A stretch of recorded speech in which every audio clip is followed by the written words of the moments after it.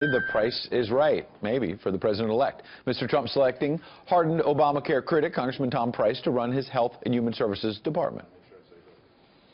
Ever since President Obama and the Democrat-led Congress passed Obamacare 6 years ago, the law's failures have been piling up. This is ridiculous, and the American people should not have to put up with it. But the pick has been controversial. Nearly 6,000 doctors signing a petition denouncing Tom Price as the country's basically next top doctor. Why the division?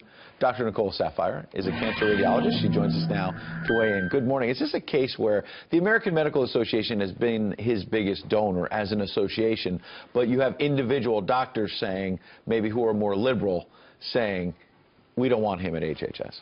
Sure. So the American Medical Association has about 250,000 physician members, and it is the nation's largest medical advocacy group.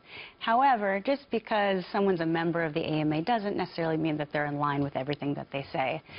All of the majority of doctors that have been surveyed actually will say that Tom Price, being the next secretary of HHS, will make patient and job satisfaction better for physicians, which will improve the doctor-patient relationship and help with physician burnout. What do you think about Democrats already trying to line up opposition saying and charging that he's going to end Medicare as we know it and trying to make him a boogeyman before the hearings have even started? The truth is, he won't have that kind of power. You know, he has come forth with some controversial plans. He may be able to make some modifications to Medicare, such as introducing some conservative elements, like waivers.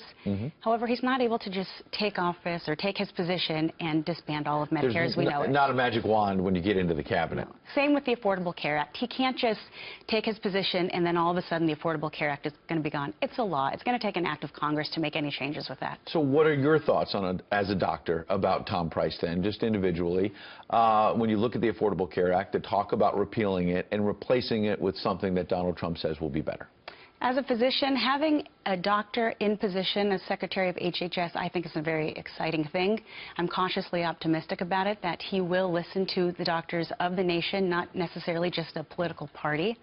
I do think that he has demonstrated leadership qualities when it comes to bringing a better way to health care, especially when it comes to keeping Washington out of the exam room.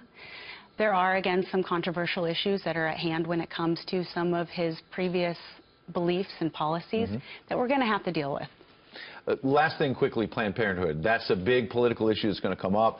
Donald Trump, Tom Price talking about defunding it. Very true. We are at an impasse in an either-or political system. Republicans have said defunding Planned Parenthood is going to be a priority. Clearly, Democrats have been against that.